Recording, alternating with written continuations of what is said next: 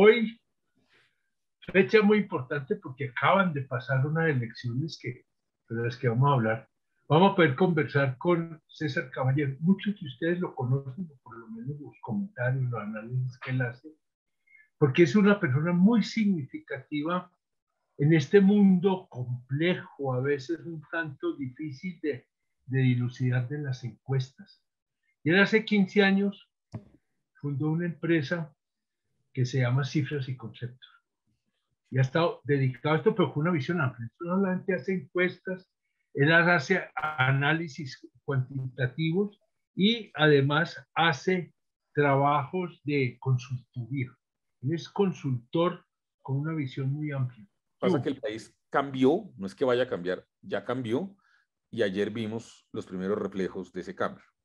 Por ejemplo, la coalición gobernante en Colombia giraba en torno al uribismo y otros grupos, como el Partido Conservador, los cristianos, gravitaban alrededor del uribismo. Y hoy, con la renuncia hace 2 horas de Óscar Iván Zuluaga a su candidatura, tenemos que si aspiran a mantenerse en el poder, la derecha se reconfiguró y hoy el uribismo es un satélite de las figuras que hoy hacen parte, digamos, de esa coalición. Entonces, digamos, lo primero es que hay un cambio. Lo segundo es que la sociedad colombiana... perdón, este es como el ocaso del uribismo. No sé si el ocaso, pero por lo menos ya deja de ser el centro. Por lo menos una Sí. pérdida, digamos, de peso relativo en el escenario político muy significativo. Sí. Antes era el sol, antes era no, el sol era el lo que más centro, era gravitaba, todo. y ahora le toca gravitar sobre algo más. Eso es como lo primero. Exacto. Lo segundo, que yo tengo la sensación de que hay el inicio en las urnas de un juicio, del juicio de los ciudadanos frente a la gestión de Iván Duque, donde de alguna manera los movimientos que han venido diciendo nosotros no nos gusta lo que pasó con Duque, pues están teniendo una apoyo creciente de la población. Recordemos que Iván Duque fue electo con 10 millones de votos. Hoy difícilmente yo creo que él mantendría eso. Y evidentemente hay cosas muy buenas que pasaron y hay ganadores y perdedores. Y si me permite, yo diría, sí, claro, los eso se ganadores trata. son primero Gustavo Petro, Sí. pero además Francia Márquez. Yo creo que lo de Francia Márquez es Histórico. realmente importante. En la coalición de la derecha, Federico Gutiérrez ganó, pero yo tengo la impresión de que la figura de David Barguil empieza a ascender dentro del Partido Conservador. Finalmente los 650.000 votos y estar mano a mano con una figura como Char, pues le dan una relevancia. Y en el caso de la coalición de la esperanza, pues que gana Sergio Fajardo, pero yo creo que la figura de Carlos Amaya también es una figura emergente.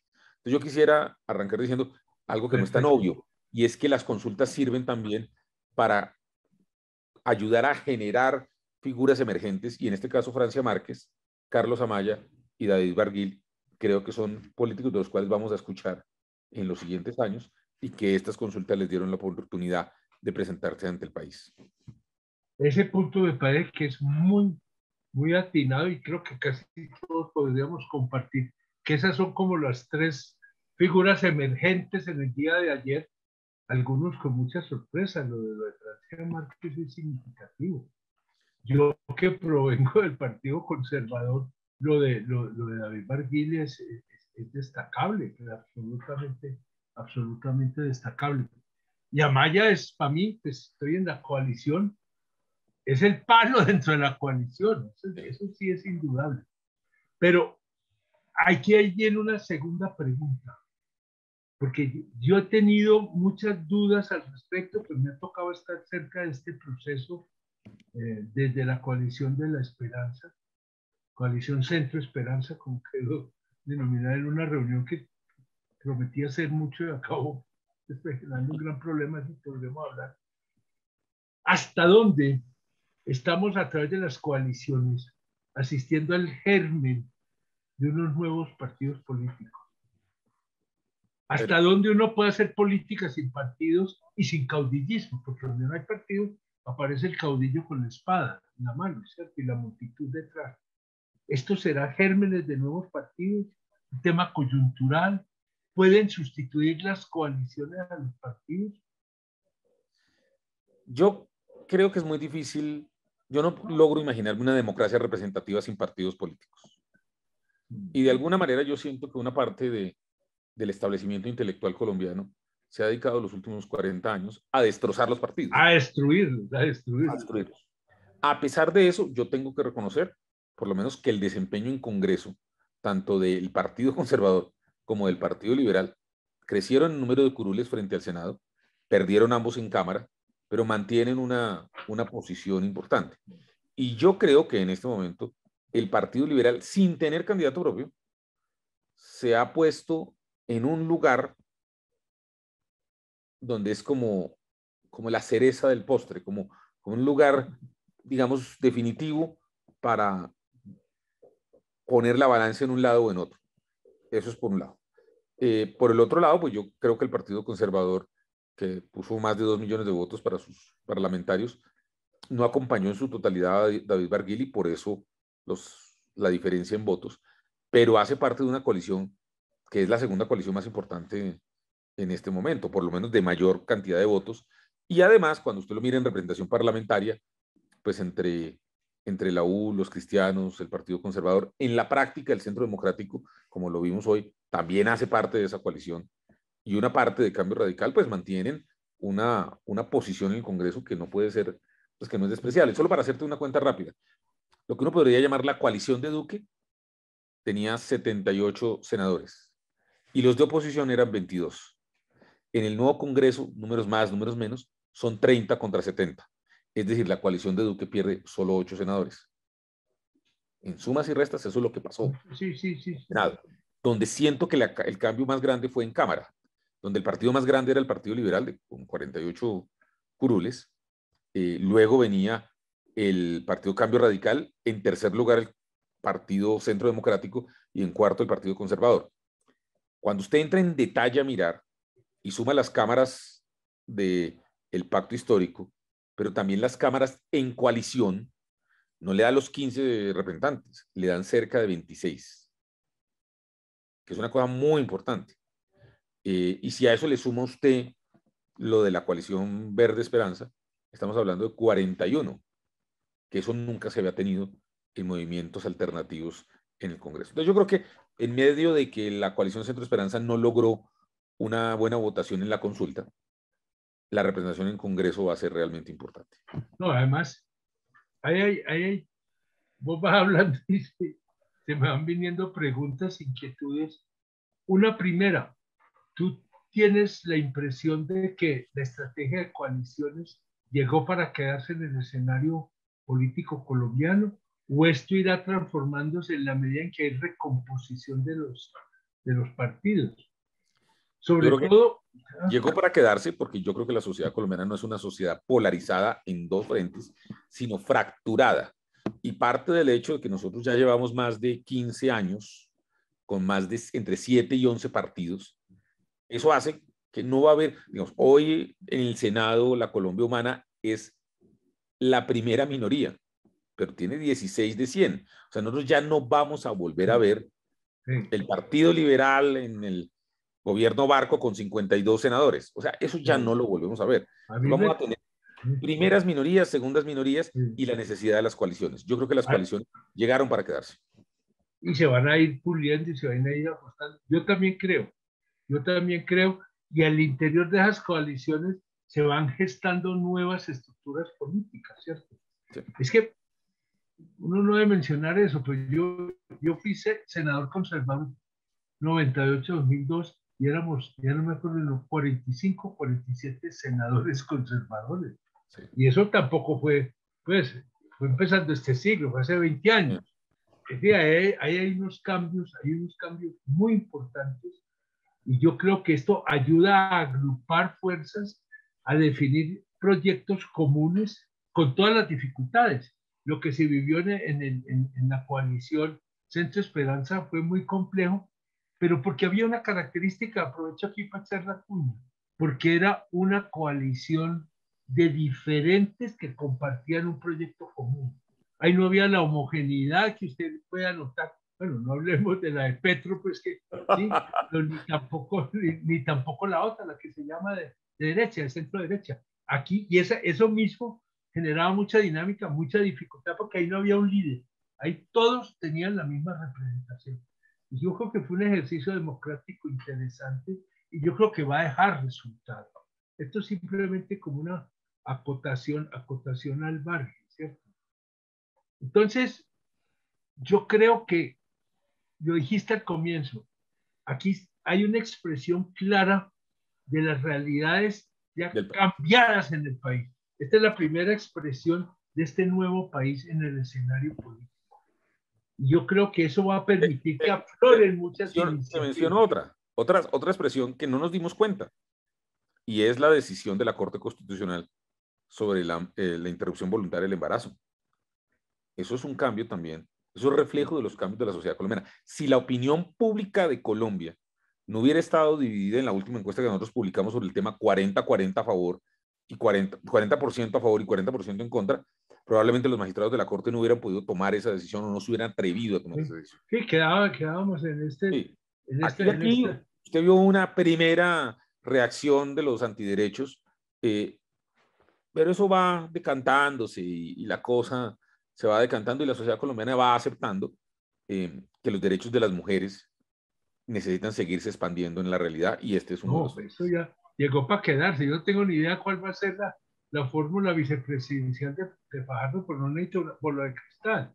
Es una dama. ¿Cuál? No tengo la menor idea. Eso sí es una dama, una mujer. Sí. Es que hasta dónde todo esto tiene su origen remoto en la Constitución del 91. ¿Vos qué pensás? Es que a veces esas cositas se demoran en materializarse. Yo sí voy a decirte una cosa, yo creo que la Constitución del Anda. 91 fue redactada para destrozar al Partido Liberal y al Partido Conservador, y lo lograron.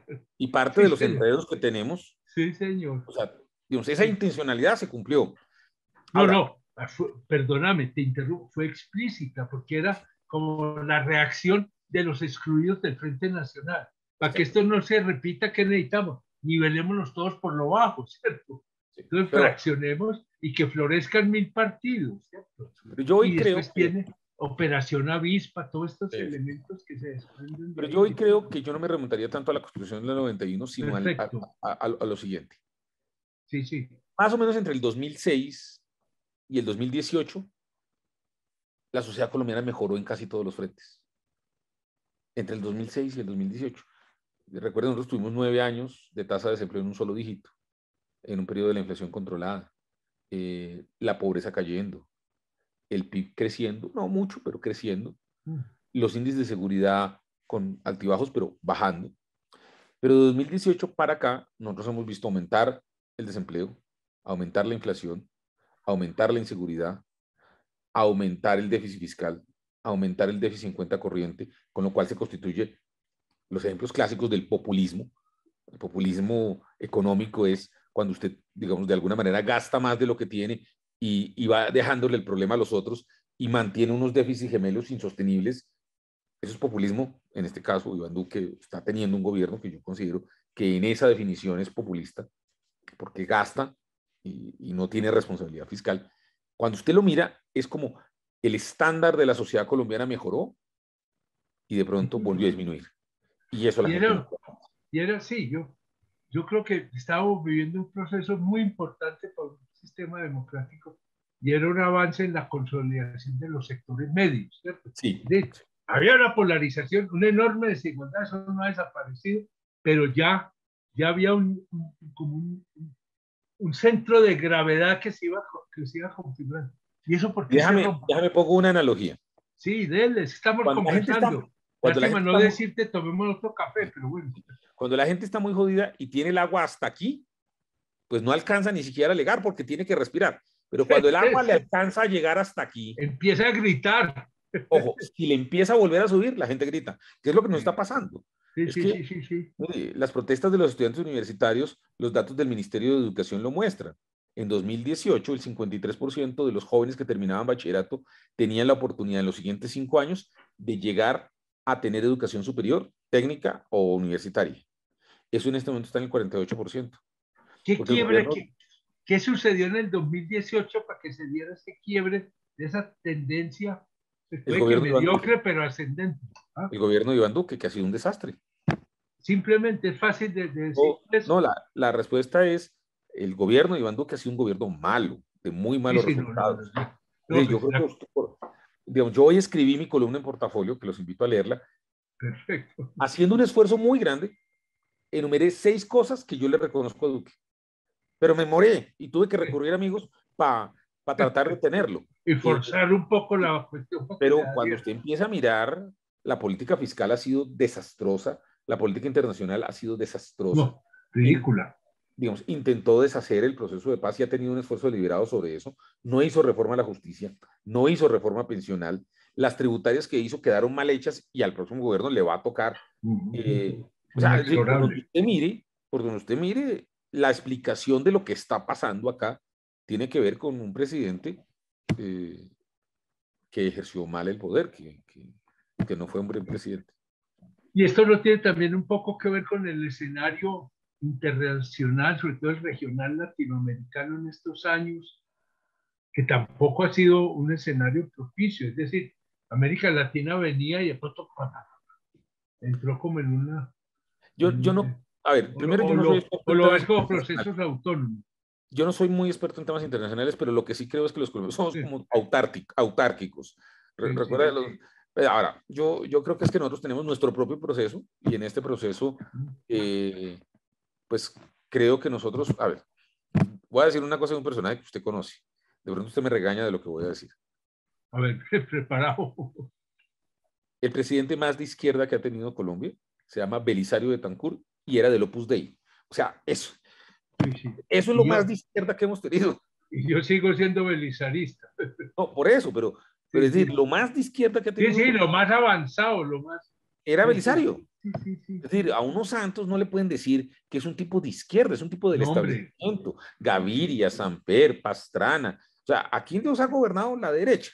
El régimen, disculpe, debo utilizar una palabra de nuestro amigo Hernando Gómez Buendía, el orden conservador es lo que ha gobernado a Colombia. Entonces, yo creo que en este momento, y eso ha sido, mientras en otros países de la región se han ido para un lado, para otra, aquí ha sido el orden conservador, que yo creo que hoy está, digamos, de alguna manera, lo que creo que Petro representa es una serie de preguntas al orden conservador. Yo creo que los principales jugadores van a ser Petro, Federico y Fajardo en ese orden. Y creo que los que no participaron en consulta, Oscar Iván ya se retiró, vienen un poco más atrás que es Oscar Iván. Y yo al final creo que los otros, creo que Luis Pérez se va a retirar y va a adherir al pacto histórico. Yo creo que John Milton Rodríguez va a renunciar y va a aspirar va a apoyar a Federico. Queda Ingrid, que uno no sabe, usted la conoce mejor. La impredecible Ingrid. Sí, yo no sé, digamos, no. Y lo de Salvación Nacional después de haber sacado 20,000 votos, pues yo creo que eso, en sana lógica, mejor. No, eso era una posición, digamos, de principios de ellos, para decir aquí estamos y aquí nos quedamos. Y yo creo que también te falta, ojo que te falta Hernández en la lista. No, pues Hernández. Entonces yo creo que los que van adelante, yo creo que vamos a escoger entre 4 candidatos. Entre Federico, entre Petro, Federico, Fajardo y Rodolfo. Estamos de acuerdo. Esos son los 4 candidatos. Con una cuestión, yo tengo la impresión que el que tiene más posibilidades de crecer, de aumentar, es Fajardo.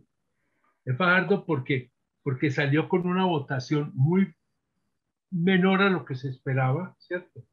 Y hay una disponibilidad de voto independiente, de voto de mayoría silenciosa que tiende a ser de centro. ¿Quién logra capturar ese centro? Yo creo que ahí está la almendra que va a coronar el pastel en junio de las elecciones. No sé. Yo creo que Fajardo tiene dificultades porque creo, y lo escuché esta mañana hablar, su primera tarea es limar las asperezas dentro del equipo. Su primera tarea, diría yo, es sentar a Robledo con Alejandro Gaviria y decirle, a ver, ya, venga, nos ponemos de acuerdo. Se acabó la cosa, se acabó la pelea. Esta vaina, venga, trabajemos juntos. Y venga, me acompañan y mostramos que sí somos un equipo, que lo que tú dijiste, oiga, somos un equipo de diferentes que pueden trabajar juntos. Yo creo que ahí él debería esta semana lograr eso. Están reunidos, mientras que usted y yo estamos hablando, están reunidos. ¿Qué va a pasar? No tengo ni idea, están reunidos. Reunir a Amaya y a Galán y mandar un mensaje de que el equipo va a trabajar y decir, no voy a ser yo presidente, sino este equipo va a ser presidente. Y van a cerrar filas, sí. Eso es lo que él tiene que intentar lograr y que no sea simplemente eso que pasa a veces en las consultas, que uno de los que pierde, pues se va para su casa y no dice nada más. No. No, no, tienen que salir a actuar, a buscar y a Sí. ver la cosa. Yo Yo, tengo ahí un interrogante, lo hago sí. muy respetuosamente, es hasta dónde Alejandro Gaviria va finalmente a reconocer esta dinámica, esta razón de ser de la coalición, porque lo había desconocido, pero ya no le queda, o hace eso o se margina. No, yo creo que él tiene que reconocer eso y lo Ya que yo he le llegó escuchado la es que, hora, ya le llegó la hora, porque los hechos pues son contundentes. yo vi ayer los trinos de él aceptando y apoyando y Sí, además, no, pues no, digamos, y yo yo, creo que ahí la pregunta es para Robledo, pues porque Robledo fue el único de todos que dijo que si alguno de ellos ganaba, no lo apoyaría, es Robledo. Todos los demás, todos, incluido sí, Alejandro, sí, dijo, sí, yo sí, sí, comprometí mi sí, palabra. Entonces yo creo que sí. ahí hay que sentarse con Y Robledo. yo creo que lo de Robledo, pues ahí sí, no, no puede ponerse intérprete del pensamiento de alguien, es muy complicado.